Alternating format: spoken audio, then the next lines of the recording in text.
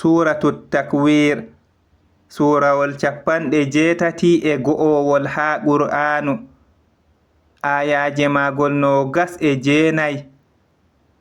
Inde magol ho'ama ibgu aya arande ha. Ngol ɗo limta kayeefiji tokkidirtoɗi ha yake hertande. Ngol tokkini be kunayeje tabitinoje gonɗuki nulaɗo e nulal muɗum. Suratut Takwir. At-Takwir, taggaki. Be inde Allah enɗowo kinnotoɗo.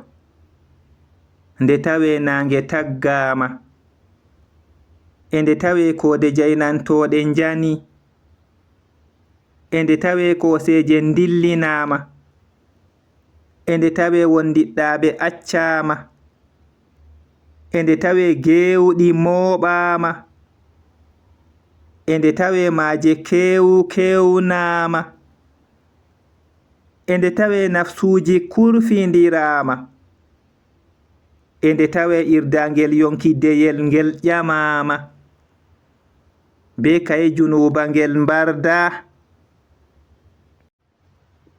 ende tawe ɗereji peƴƴinama, ende tawe asama ɗoppitama, ende tawe juɗoye huɓɓama, ende tawe aljanna ɓaditinama. Nafsu andi ko ngu yalɗiniri. Nden nanon miɗo hunoro be majjitoje, doggoje, mbuwoje, e jemma nde tawe husiti, e subaha nde tawe foofi. Andu kanjum tabiti ɗum kongol nulaɗo tedduɗo, jawmu sembe, kemnyiniɗo hedi jawmu joɗorgal, ɗotanaɗo, ton maɗa koolaɗo. Ena sobajo moɗon o ginnaɗo, e tabiti haqiqa o yimo ha bombongal bangungal.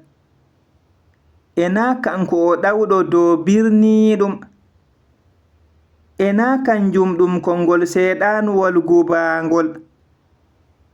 Nden toy on jahata?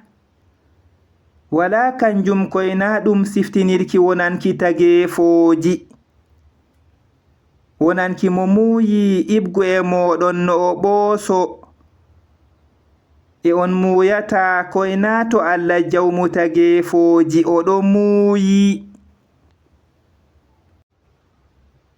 Kemnyiniɗo marɗo nokkure darjitnde, bombongal, ha goɗɗo ewata bato asama be leddi ɗo hauti yake to goɗɗo dari ha nokkure nde hunde hendata hakkunde muɗum be kerol giɗɗe muɗum nyaloma. Gubangol, dayinangol hinna e Allah.